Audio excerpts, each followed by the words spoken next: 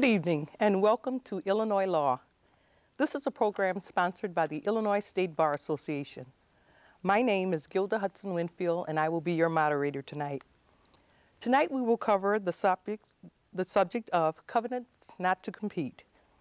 A covenant not to compete is a legal document which restricts certain activities in employment and business situations. Our panel tonight consists of 3 lawyers who are members of the Institute of Illinois Business Law.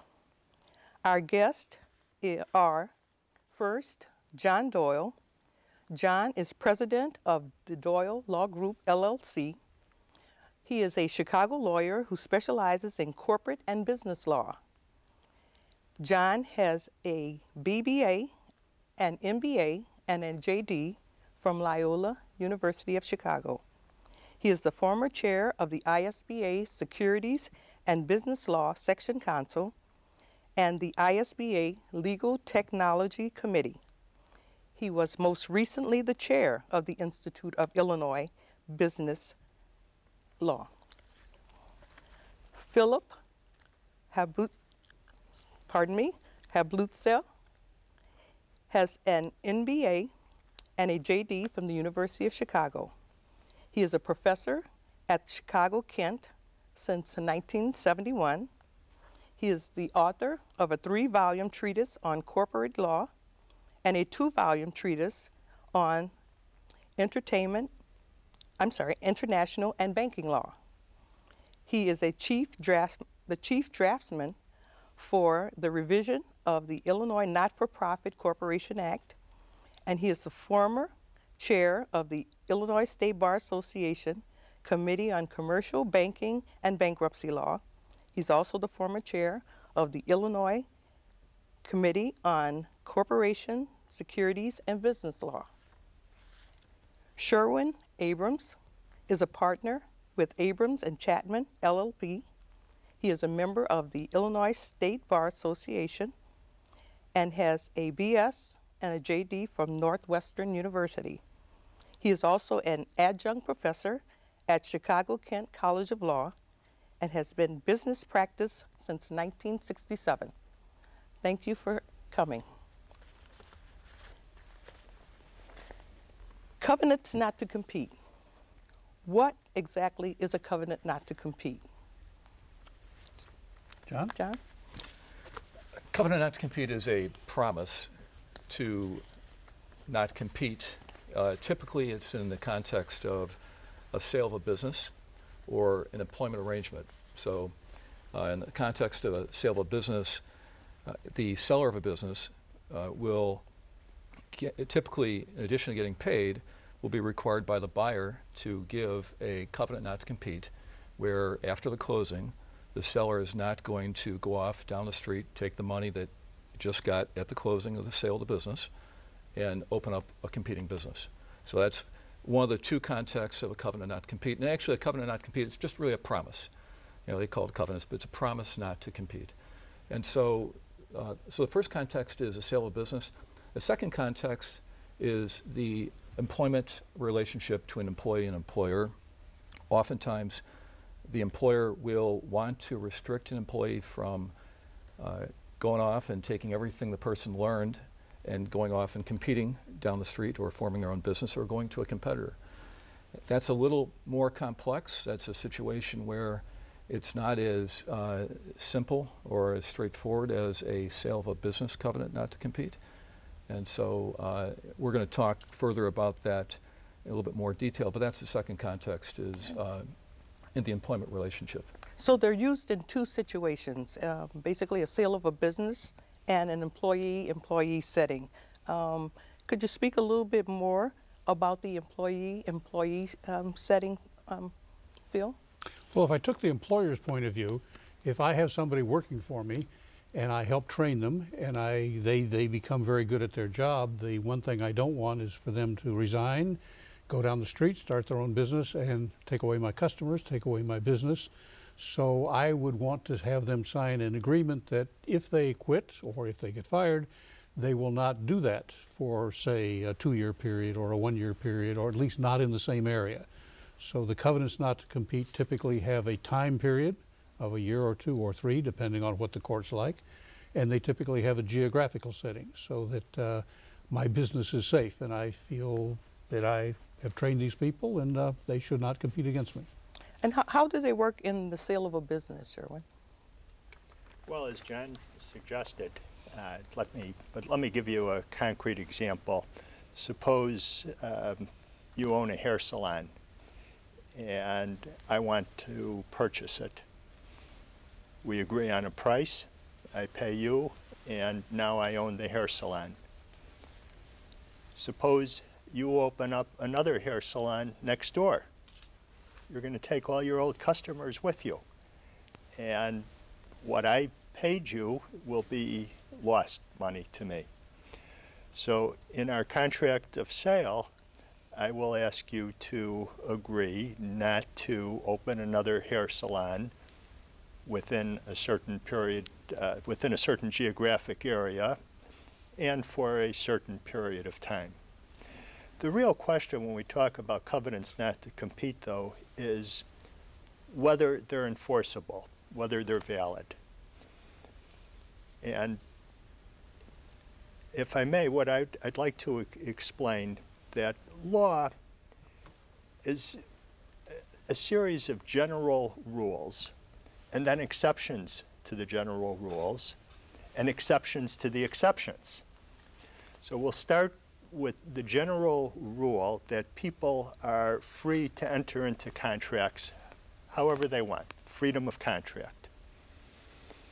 But then the courts say there's an exception to that general rule, and one of the exceptions is that contracts in restraint of trade may not be valid. What's a contract in restraint of trade? Well, the most obvious example would be two companies that both sell widgets agreeing with each other to set a price for their widgets, strictly unenforceable. Another possibility is if I own the hair salon and I see you starting a hair salon next door, and I go to you and say, wait a minute, I'll pay you $1,000 if you agree not to open up next door to me. That would be, if we entered into such an agreement, that would be an agreement in restraint of trade, and the courts would say that by itself is invalid. So we have the general rule, freedom of contract, the exception, contracts in restraint of trade are not valid, but now there's an exception to the exception. And the exception to the exception is that covenants not to compete that are ancillary to a different form of agreement may be enforceable if they're reasonable. So it's really a promise not to compete with someone in the same business, or in fact, if you worked for that person, not to compete against that person. Are there downsides? Or let's say an employee does not want to sign the contract. What happens at that point? You know, it's a tough situation because, especially in this economy, you've got two situations. You've got the employee who is a brand new employee, and you've got the current employee of the company who's been there a while. And so the first situation is, when you have the brand new employee, that part of what the employer does is says that you're probably going to have a confidentiality agreement, which is something that's not in the scope of this discussion, but a confidentiality agreement is just as important for the employer as the covenant not to compete. But you're going to have this, in addition to the confidentiality agreement, you're going to have a covenant not to compete, and you'll have the offer letter typically, which will say, you the employer are being offered the job at X amount of dollars. But as a condition of employment, you have to sign this confidentiality agreement, and you have to keep all our secrets and confidential information secret. And secondly, you have to not compete with us in accordance with this non-compete provision or non-compete agreement. And so, it's oftentimes, unless you have a lot of leverage, I mean, if you're the only person that they've settled on, and you're an executive and you're sought after by them, you've got leverage to negotiate a more reasonable non-compete, perhaps. But if you are one of 15 candidates and they've narrowed it down to 3, but you know, it's not really, from a practical standpoint, it's not a situation where a typical employee could go and negotiate a non-compete, because the employer might just well say, thank you very much, I'm going to offer it to somebody else. So, and the other thing is that I think the other important issue here is that not every employee that works for a company is going to get a non-compete. It's something that, you know, a secretary is not going to get it. A person who's in a factory, for example, if there's a union there and it's a union worker, they don't have, you know, there's no non-competes for them. It's just not part of the bargaining agreement. And so many people in a company won't have non-competes. It's typically somebody who has a little bit more expertise, who is going to get more confidential information from the employer, has an ability to really compete after the fact. And salespeople. And so, right. Well, why don't we hold that thought, and we will come back. We'll take a break, and we'll be right back in just a few minutes.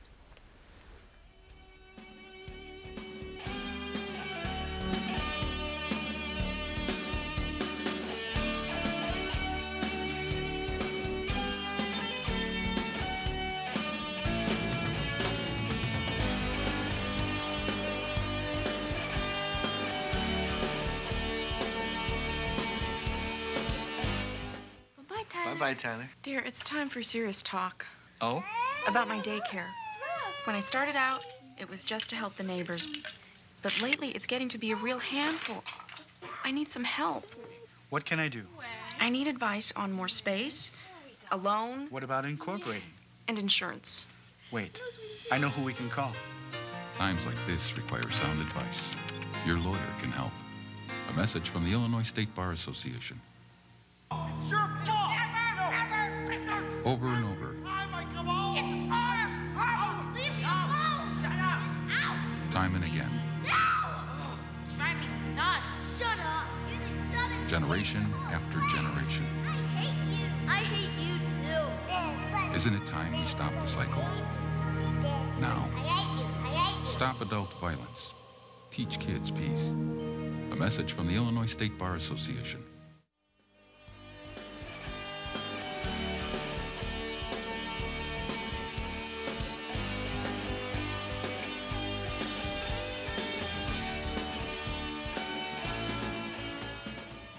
Welcome back to Illinois Law. Our panel is having a discussion about covenants to compete. I'd like to continue with the enforceability, or what are the enforceable provisions for a covenant to compete. Phil, if you could Let me speak to pick up that. where John was. You're a new employee and you go to an employer, and the employer says, here's your salary, here's the health plan, here's everything else, and sign this covenant not to compete. And you may not be in a bargaining position to say no, so you feel like you're coerced into signing it. But there's a good side to that, and that is it may not be enforceable, because if it goes to court, then the court will ask the question, is it reasonable? And they typically around the country, courts in different states have asked the reasonableness question, is the geography reasonable? I can't open up another restaurant within 1 block or within 4 blocks, but when I get to a mile or so, the courts are going to say there's no protection of the original business there, because restaurants don't compete over a big geographic period. You couldn't have a non-compete agreement that said you couldn't compete anywhere in the United States. Or they will limit it to time. Courts have a very difficult time enforcing a non-compete for more than 3 years. And typically, I think the average in Illinois of the ones that have been upheld, I'm told by Sherwin, that they're about 18 months. More than that, then the courts will let you compete, even though you had signed it. And then there's another area in which the courts have said, not all of them, but some of them have said, we want the non-compete to be reasonably related to the business interest of the company that made you sign it. So I can't sign a non-compete agreement with my company that makes software saying that I can't run a hamburger stand, because that's not their business. It's not reasonably related to protect the business interests that they have. So all around the country, the courts have been various in enforcing these. There are several states, like California, that simply won't recognize them at all, at least in the employment situation. In the sale of business situation, that's something different. think always that what the employer wants to do is protect my business from the guy leaving and stealing my customers, stealing my business. Steal is the word they use. Now, Okay, sure. some judges will say, no one put a gun to your head and forced you to sign the agreement. You signed it, live up to it. It's that simple. That is probably not the law in Illinois. But there can be extremes between a covenant that is so unreasonable that a judge will say, no, public policy says agreements in restraint of trade are unenforceable. This contract is so unreasonable we won't enforce it. And then there's cases that are much closer. Is the, as Phil said, the scope of a covenant not to compete has to be reasonable. Is a 1 mile radius reasonable? Is a 10-mile radius reasonable? Is a 1-year term reasonable? Is a 2-year term reasonable? Very difficult to predict what a particular judge or panel of judges will consider reasonable. Sherwin, would they, as far as reasonability, wouldn't you say it goes to how far the goodwill, what you need to protect, what the company really needs to protect? Because if you have a goodwill, for example, if you have customers coming from 20 miles away, then what's reasonable there might be a 20-mile geographic limit. Absolutely. And it's, so I mean, that's... It depends on all the part of facts. The reasonable, for example, the protectable interest that Phil was talking about, Sherwin, is, you know, the corporation's entitled to protect a legitimate business interest. And what that certainly means is if they have trade secrets. And so if they have trade secrets, which really are information, confidential information that gives a competitive advantage over their competition, that's a trade secret, that's confidential information. And so you can have a non-compete. So trade secrets of a company are a legitimate business interest. Well, wouldn't those be covered by a confidentiality agreement? And they would. And actually you would have a confidentiality agreement as well to kind of You can have both. You'll double cover. But right. you see, the problem is that it's very, very difficult to enforce a confidentiality agreement. It's hard to know whether an employee, a former employee, is using your trade secret. So is it stronger? Is the covenant So not to it's compete just stronger? Exactly. It's hard to prove. I mean, I think you're saying it's hard to discover necessarily. It's hard to discover, and therefore it's hard to have a case. And that's why, in order to protect a trade secret, a court is more likely to enforce a covenant not to compete, even if there is a confidentiality agreement. There's a difficulty there because trade secrets are its own small box of things. A trade secret has to be a secret, but there's a larger box of things, which is confidential information or proprietary information. It may not be protected by the trade secret law, but the employer, the corporation, still wants to protect proprietary information. For example, a customer list may not be a trade secret, but it may be proprietary information. If I leave the company and take with me the computer disk with all the customer names and addresses, I've really stolen something. That's a kind of information that I want to protect. So of course you get a confidentiality agreement, and that confidentiality definition may be fairly broad. In addition, you'll get the not compete agreement. I was going to say one other thing that we covered the new employee that had the offer, has a non-compete, but the current employee was the other point, that a current employee who's been working there for a couple of years and gets a non-compete agreement put in front of him or her, that person has an issue. Okay, if I don't sign this, I could probably get fired. Sure. And it raises some issues, and yet, I mean, that's a situation that occurs from time to time. And I think that in those situations, the employer will have the burden to show that there's some sort of new consideration. It could be a salary raise, it could be a promotion, it could be something along those lines. But courts have also said that that continued employment is consideration enough for that non-compete. So the whole point of both of these things is that this is not a place for a do-it-yourself job. You know, it's something that you really are, it's really in your best interest, if you're an employee, in your family's best interest, to go see a lawyer. And it's not a commercial, but I'm just saying it's one of those places where, you know, you can't figure this out yourself, and you have to go to an attorney that you know or trust and ask them. what should I do? And well, it does sound. And if it you're does offered sound- the job and they say, please sign this, and then you say, but I'd like to have my lawyer look at it first. Sure. If at that point they say no, you know they're doing something to you they think they ought not to be doing. I agree, and I think if they say no, that's a indication that it's not the right employer, because we've all negotiated both sides of covenants not to compete and employment agreements, and we'd never say, no, don't take it to your lawyer. We'd say, hey, take it to your lawyer, understand what it really means, and then come back to us. But that brings up a good point, though. What's the downside to an employer if, let's say, the employee decides not to sign, aside from obviously losing? Having the employee, when an agreement is signed, even if a court ultimately may not enforce it, the mere fact that the employee is at risk that the court would enforce it has a prophylactic effect.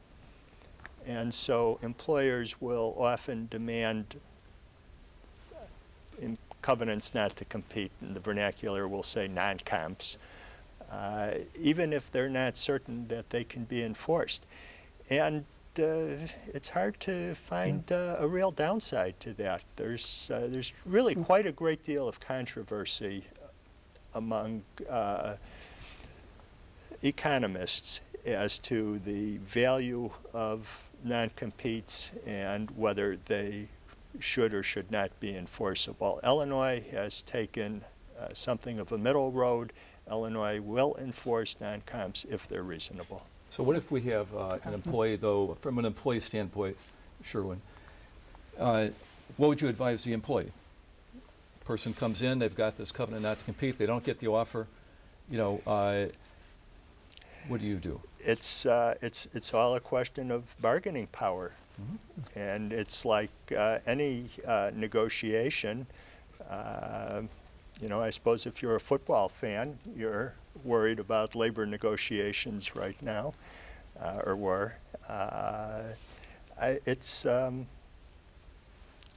The employee can always refuse to sign, and the employer can always refuse to hire. But it's really the golden rule. He who has the goal more than likely will rule. Well put. It is very well put. I agree with you, and it's tough. I think there is a chance, though. First of all, if you have a lawyer on your behalf, it takes the personal nature out of it, because if you're sitting across from your boss and you got this non-compete, the boss is thinking, what's wrong? You're trying to compete with me before you start, or you don't want to sign a confidentiality? That gets into kind of a personal thing, which is going to go downhill real fast. But if you could have a lawyer talk to their lawyer, it's a much less personal affront to the company. And lawyers are used to having lawyers call them up and say, these documents are unreasonable. Let's talk to me about it. And is it your experience that they are negotiable, and what sorts of points perhaps could be negotiated? Well, it's interesting because the higher you are in the hierarchy, the more important it is to the company to have a non-compete. But the higher you are in the hierarchy, the more it is that the employee has bargaining power. They wouldn't want me with all my talent unless I agree to a reasonable non-compete agreement. There's other elements of an employment agreement that can come into play. The employee can ask for a severance package. He says, okay, I promise I won't go to work for a competitor for 2 years after termination of my employment, but I still have to feed my family during that time. When my employment terminates, pay me X number of dollars. So you don't just you don't have to negotiate just the period of time of the non-comp and the geographic scope. There are other elements of the employment agreement that can be negotiated. And on that scope, that's another device that the company can use by saying, here's the non-compete agreement, which we think is reasonable. You sign it, and if you leave, the severance package is that we pay you out over the 2-year period of the non-compete agreement, and that means if you violate it, then we stop paying you, and nobody has to go to court, nobody has to ask and file a lawsuit. It's just a sort of a self-enforcing kind of arrangement, and that seems to work.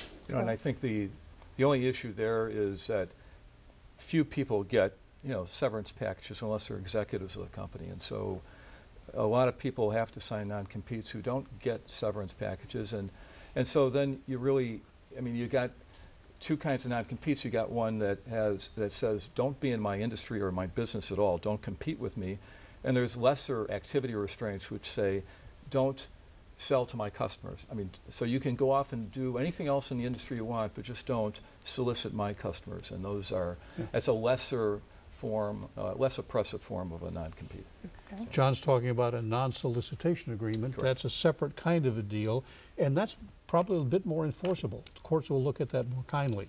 You can leave my company, just don't solicit our customers. Is it considered a type of non-compete, or? It's Yes, well, I guess it's It a is. kind of. Yeah, Sure. it's an activity restraint versus a per se stay out of my business, stay out of my industry restraint. And so it's it goes back to Sherwin's original comments about the law, the way it came down. The restraint of trade is a bad thing. Don't restrain trade, and the covenants not to compete are the exceptions to that. And so I think that that's the